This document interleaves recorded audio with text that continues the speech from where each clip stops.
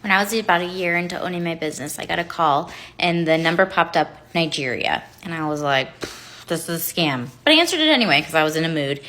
Like, hello, it's this guy with a very thick accent, and he says, I'm in Durham, and I'm marrying my bride on Friday. Can you do the wedding food for us? It would just be a drop-off. We don't need you to stay.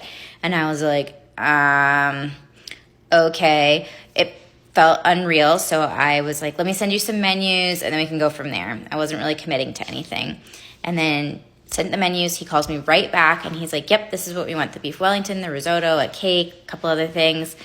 And I was like, okay. And I tell him the price, kind of upcharged it a bit since it's so last minute. He doesn't blink an eye, gives me his credit card over the phone, pays for everything. I'm like, okay, now I have to actually go deliver this food because he's paid. But the address was in Durham, and I felt a little like Nigerian, like it just felt like a scam. It felt like a big, big scam, or like human trafficking. So I get my husband at the time to go with me that day to drop off. We're driving through Durham. We see a car with like a bullet hole in it, and it's just a little sketchy.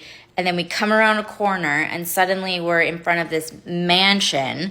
It was huge, and that was it. That was the address. So we pull in, we pull around back, and security greets us when we pull in back, and they're like patting us down, searching the car, making sure we don't have anything illegal or dangerous. And then they let us into this kitchen. Oh, so beautiful. I want this kitchen someday. And I was like, this is not what I expected. And a man in a full military uniform with a purple sash, like a royal sash, comes out, and he's like, thank you so much for doing this. It's the guy I had spoken to on the phone.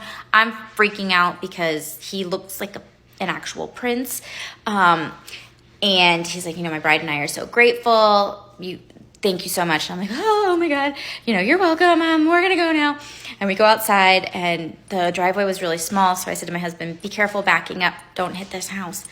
And the butler that was there was like, oh, I can turn the car around for you, ma'am. And he hits a button on the wall, and the driveway turned around. And then our car that had been facing the house was now facing to go out the street. And I was like, this is a level of money I've never experienced before. I don't understand what's going on.